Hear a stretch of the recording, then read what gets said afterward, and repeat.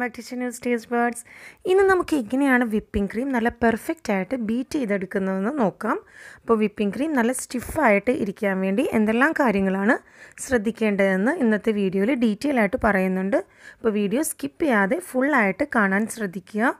പിന്നെ വീഡിയോയിലേക്ക് കടക്കുന്നതിന് മുമ്പേ തന്നെ എൻ്റെ ചാനൽ ഇതുവരെ സബ്സ്ക്രൈബ് ചെയ്തിട്ടില്ലാത്തവരാണെങ്കിൽ ഒന്ന് സബ്സ്ക്രൈബ് ചെയ്യണം. അതിൻ്റെ കൂടെ തന്നെ ബെല്ലൈക്കണിൽ ഓൾ എന്നോട് ക്ലിക്ക് ചെയ്യണം. അപ്പോഴേ ഞാൻ വീഡിയോസ് ഇടുമ്പോൾ നിങ്ങൾക്ക് ഉടനെ തന്നെ മെസ്സേജ് വരുള്ളൂ. ഇനി വിപ്പിംഗ് ക്രീം ബീറ്റ് ചെയ്യുന്നതിന് മുമ്പേ തന്നെ ശ്രദ്ധിക്കേണ്ട കാര്യം എന്ന് വെച്ചാൽ നമ്മൾ വിപ്പിംഗ് ക്രീം ബീറ്റ് ചെയ്യാൻ വേണ്ടി ഉപയോഗിക്കുന്ന ബൗൾ എപ്പോഴും പ്ലാസ്റ്റിക് ബൗൾ അല്ലെങ്കിൽ ഗ്ലാസ് ബൗൾ വേണം യൂസ് ചെയ്യാനായിട്ട്. അപ്പോൾ ആ ബൗളും നമ്മൾ ബ്ലെൻഡറിൻ്റെ 2 ബ്ലേഡ്സും ഫ്രീസറിൽ അരമണിക്കൂറെങ്കിലും ഫ്രീസറിൽ വെച്ച് നന്നായിട്ടൊന്ന് തണുപ്പിച്ചെടുക്കണം. ഇപ്പോൾ വിപ്പിംഗ് ക്രീം ബീറ്റ് ചെയ്യുന്നതിന് മുമ്പ് എപ്പോഴും ആ ഒരു കാര്യം ശ്രദ്ധിക്കണം. പിന്നെ ബൗളിൽ ഒരു തുള്ളി പോലും വെള്ളം ഉണ്ടാവാൻ പാടില്ല. ഇനി ആ ബൗളിലേക്ക് നന്നായിട്ട് ഫ്രീസറിൽ വെച്ച് തണുപ്പിച്ചതിന് ശേഷം ബൗളിലേക്ക് 1 കപ്പ് വിപ്പിംഗ് ക്രീം ഒഴിച്ചു കൊടുക്കാം. അപ്പോൾ 1 കപ്പ് മെഷറിംഗ് കപ്പിൽ അളന്നെടുത്ത 1 കപ്പ് വിപ്പിംഗ് ക്രീമാണ്. അപ്പോൾ വിപ്പിംഗ് ക്രീം ഞാനിവിടെ ഫിയോണയുടെ വിപ്പിംഗ് ക്രീമാണ് യൂസ് ചെയ്തിട്ടുള്ളത്. ഇപ്പോൾ നിങ്ങൾക്കിതിങ്ങനെ ഒഴിക്കുമ്പോൾ തന്നെ കാണാൻ പറ്റും ചെറിയ ചെറിയ തരികൾ. അതായത് നമ്മൾ ഫ്രീസ് ചെയ്യുമ്പോൾ വിപ്പിംഗ് ക്രീമിൻ്റെ ചെറിയ ഫ്രീസായിട്ടുള്ള ചെറിയ തരികളാണ് കാണുന്നത്. അപ്പോൾ ആ ഒരു കൺസിസ്റ്റൻസിയിൽ ഒരിക്കലും വിപ്പിംഗ് ക്രീം ബീറ്റ് ചെയ്യരുത്. അങ്ങനെ ബീറ്റ് ചെയ്യുമ്പോഴാണ് നമ്മൾ ബീറ്റ് ചെയ്തതിന് ശേഷം പിന്നെ വിപ്പിംഗ് ക്രീം മെൽറ്റായി പോകുന്നത്. ഇപ്പോൾ ഇങ്ങനെ ഒരു ഫോർക്ക് കൊണ്ട് എടുത്ത് നോക്കുമ്പോൾ തന്നെ കാണാം ചെറിയ തരികൾ. കാര്യം വിപ്പിംഗ് ക്രീം ഫ്രീസായിട്ടുള്ളതാണത്. അപ്പോൾ അങ്ങനെ ഒരിക്കലും ഈ ഒരു പാകത്തിന് നമ്മളിത് ബീറ്റ് ചെയ്തെടുക്കരുത്. ഇത് ശരിക്കും മെൽറ്റായി ആ ഒരു ലിക്വിഡ് കൺസിസ്റ്റൻസിയിൽ ആവണം.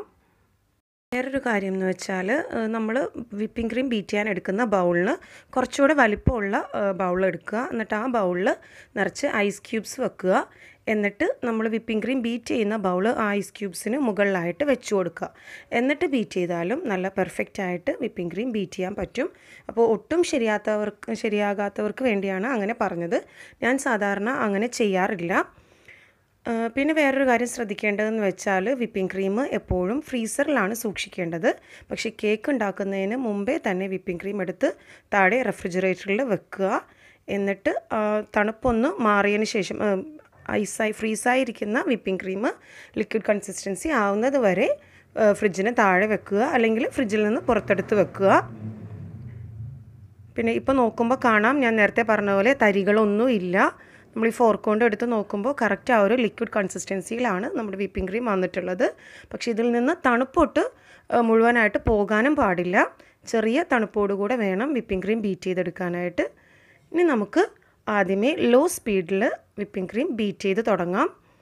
അപ്പോൾ സ്റ്റാർട്ടിങ് ലോ സ്പീഡിൽ നിന്ന് സ്റ്റാർട്ട് ചെയ്തിട്ട് പയ്യെ ഹൈ സ്പീഡിലേക്ക് കൊണ്ടുവരിക. ലോ സ്പീഡിൽ ഒന്ന് ബീറ്റ് ചെയ്ത് വരുമ്പോഴേക്കും കുറച്ചൊരു തിക്ക് കൺസിസ്റ്റൻസി ആവും. അതിനുശേഷം വേണം നമ്മൾ സ്പീഡ് കൂട്ടി കൊടുക്കാനായിട്ട്. ഇപ്പോൾ ഒരു 5 മിനിറ്റ് വരെ ഒന്ന് ലോ സ്പീഡിൽ ബീറ്റ് ചെയ്തതിന് ശേഷം വീണ്ടും നമുക്ക് ഹൈ സ്പീഡിലേക്ക് ഇട്ട് കൊടുക്കാം. എന്നിട്ട് നന്നായിട്ട് ക്ലോക്ക് വൈസ് ഡയറക്ഷനിൽ എല്ലാ ഭാഗത്തേക്കും എത്തുന്ന വിധത്തിൽ ബീറ്റ് ചെയ്ത് കൊടുക്കുക. അപ്പോൾ ബീറ്റ് ചെയ്യുന്നതിൻ്റെ കൂടെ തന്നെ ഇങ്ങനെ ഒന്ന് നമ്മുടെ ആ ബൗൾ ഒന്ന് റൊട്ടേറ്റ് ചെയ്ത് കൊടുത്താൽ അപ്പോൾ എല്ലാ ഭാഗത്തേക്കും കറക്റ്റായിട്ട് ബീറ്റായി കിട്ടും. അല്ലെങ്കിൽ ചിലപ്പോൾ നമ്മൾ ഒരു ഭാഗത്ത് ബീറ്റ് ചെയ്തിട്ട് ചില സൈഡുകളിലൊന്നും ബീറ്റ് ചെയ്ത് കിട്ടില്ല, വിപ്പിംഗ് ക്രീം ബീറ്റായി കിട്ടില്ല. അപ്പോൾ അതുകൊണ്ട് ഇങ്ങനെയൊന്ന് ബൗളൊന്ന് കറക്കി കൊടുത്താൽ എല്ലാ ഭാഗവും നന്നായിട്ട് ബീറ്റായി വരും.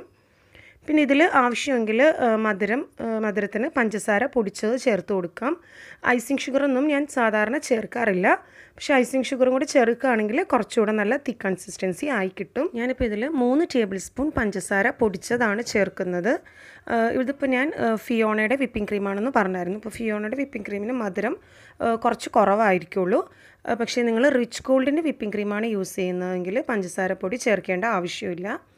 പിന്നെ കുറേശ്ശെ പഞ്ചസാരപ്പൊടി ചേർത്തതിന് ശേഷം വീണ്ടും ഒന്നുകൂടെ ഒന്ന് ബീറ്റ് ചെയ്ത് കൊടുക്കുക. ഇപ്പോൾ പഞ്ചസാര പൊടിച്ചാണെങ്കിലും ഒരുമിച്ച് എല്ലാം കൂടെ ചേർക്കരുത്. കുറേശ്ശെ ചേർത്ത് ഒന്ന് ബീറ്റ് ചെയ്തതിന് ശേഷം വീണ്ടും ബാക്കിയുള്ളത് ചേർത്ത് കൊടുക്കാം. ഇപ്പോൾ തന്നെ ശ്രദ്ധിച്ച് നോക്കിയാൽ അറിയാം നമ്മുടെ വിപ്പിംഗ് ക്രീം നല്ല തിക്ക് കൺസിസ്റ്റൻസി ആയി വന്നിട്ടുണ്ട്. അപ്പോൾ എല്ലാ ഭാഗത്തേക്കും നന്നായിട്ട് ആ ബൗളൊന്ന് റൊട്ടേറ്റ് ചെയ്ത് കൊടുത്തതിന് ശേഷം എല്ലാ ഭാഗത്തേക്കും ക്ലോക്ക് വൈസ് ഡയറക്ഷനിൽ ഒരേ ഡയറക്ഷനിൽ തന്നെ വിപ്പിംഗ് ക്രീം ബീറ്റ് ചെയ്തെടുക്കാൻ ശ്രദ്ധിക്കുക. ഇനി ഇതിലേക്ക് ബാക്കിയുള്ള പഞ്ചസാര പൊടിച്ചതും കൂടെ ചേർത്ത് കൊടുക്കാം. ഇപ്പോൾ തന്നെ ഒരുവിധം നല്ല തിക്കായി വന്നിട്ടുണ്ട്. ഇനി ബാക്കിയുള്ള പഞ്ചസാര പൊടിച്ചതും കൂടെ ചേർത്ത് വീണ്ടും ഒന്നുകൂടെ ഒന്ന് ബീറ്റ് ചെയ്തെടുക്കാം.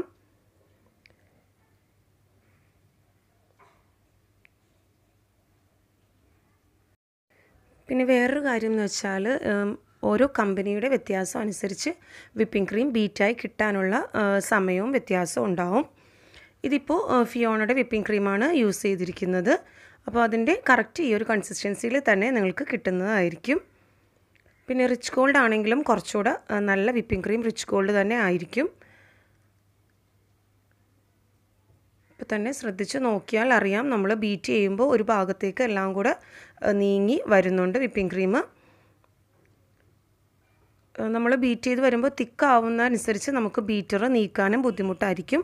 ആദ്യമൊക്കെ ആ ലിക്വിഡ് കൺസിസ്റ്റൻസിയിലാവുമ്പോൾ നമുക്ക് പെട്ടെന്ന് തന്നെ ബീറ്റർ റൊട്ടേറ്റ് ചെയ്ത് ബീറ്റ് ചെയ്യാൻ പറ്റുന്നതാണ്. പക്ഷേ ഇതിപ്പോൾ കുറച്ച് തിക്കായതുകൊണ്ട് തന്നെ കുറച്ചുകൂടെ ബുദ്ധിമുട്ടായിരിക്കുള്ളൂ.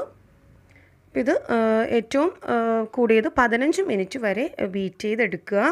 ഇപ്പോൾ ഞാനിപ്പോൾ ഇവിടെ 15 മിനിറ്റ് ബീറ്റ് ചെയ്തിട്ടില്ല, അല്ലാതെ തന്നെ നല്ല തിക്ക് കൺസിസ്റ്റൻസിയിൽ ആയിട്ടുണ്ട്. ഇപ്പോൾ നമ്മളെപ്പോഴും ഈ ഫ്രീസ് ചെയ്തിട്ട് അതേ തണുപ്പോട് കൂടി തന്നെ, അതായത് ക്രിസ്റ്റൽസ്, ഐസ് ക്രിസ്റ്റൽസ് ഇതിൽ നമ്മുടെ വിപ്പിംഗ് ക്രീമിൽ ഉണ്ടെങ്കിലാണ് ഇത് ശരിക്കും തണുപ്പ് മാറിക്കഴിയുമ്പോൾ മെൽറ്റായി പോകുന്നത്. ഇപ്പോൾ ശ്രദ്ധിച്ച് നോക്കിയാൽ അറിയാം, നല്ല തിക്കായി വന്നിട്ടുണ്ട്. അതുപോലെ തന്നെ നമ്മൾ ബീറ്റ് ചെയ്യുന്നതിനനുസരിച്ച് ഓരോ സൈഡിലേക്ക് മാറി മാറി വരുന്നുണ്ട് നമ്മുടെ വിപ്പിംഗ് ക്രീം. ഇപ്പോൾ നല്ല തിക്ക് കൺസിസ്റ്റൻസിയിൽ ആയി കിട്ടിയിട്ടുണ്ട്.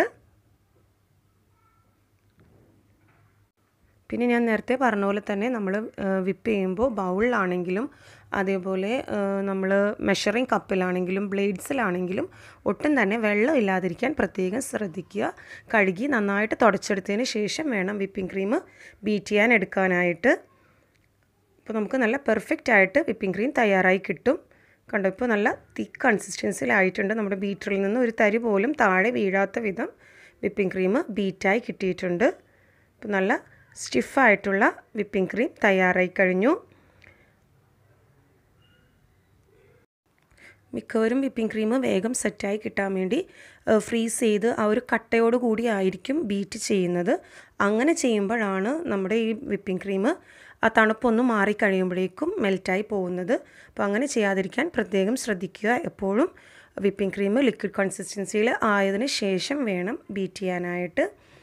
ഞാൻ മിക്കവരും ഇതേപോലെ എൻ്റെ അടുത്ത് ഡൗട്ട് ചോദിച്ചു വന്നായിരുന്നു, വിപ്പിംഗ് ക്രീം മെൽറ്റായി പോവാതിരിക്കാൻ എന്താണ് ചെയ്യേണ്ടതെന്ന്. അപ്പോൾ അതുകൊണ്ടാണ് ഞാൻ ഇത്ര ഡീറ്റെയിൽ ആയിട്ട് പറയുന്നത്. പിന്നെ വിപ്പിംഗ് ക്രീമിൽ നമ്മൾ ഐസിങ് ഷുഗർ ചേർത്താലും കുറച്ചുകൂടെ ഇതിനേക്കാളും കുറച്ചുകൂടെ നല്ല തിക്ക് കൺസിസ്റ്റൻസിയിൽ കിട്ടുന്നതായിരിക്കും. ഞാനിവിടെ സാധാരണ പഞ്ചസാര പൊടിച്ചതാണ് ചേർത്തിട്ടുള്ളത്. ഞാൻ സാധാരണ പഞ്ചസാര പൊടിച്ചത് തന്നെയാണ് ചേർക്കാറുള്ളത്. പിന്നെ നിങ്ങൾ ഐസിങ് ഷുഗർ ചേർക്കുകയാണെങ്കിൽ 1 കപ്പ് വിപ്പിംഗ് ക്രീമിന് 2 ടേബിൾ സ്പൂൺ ഐസിങ് ഷുഗർ ചേർത്ത് കൊടുക്കുക. അപ്പോൾ അങ്ങനെയാണെങ്കിലും കുറച്ചുകൂടെ നല്ല സ്റ്റിഫായിട്ടുള്ള വിപ്പിംഗ് ക്രീം നമുക്ക് തയ്യാറാക്കാവുന്നതാണ്.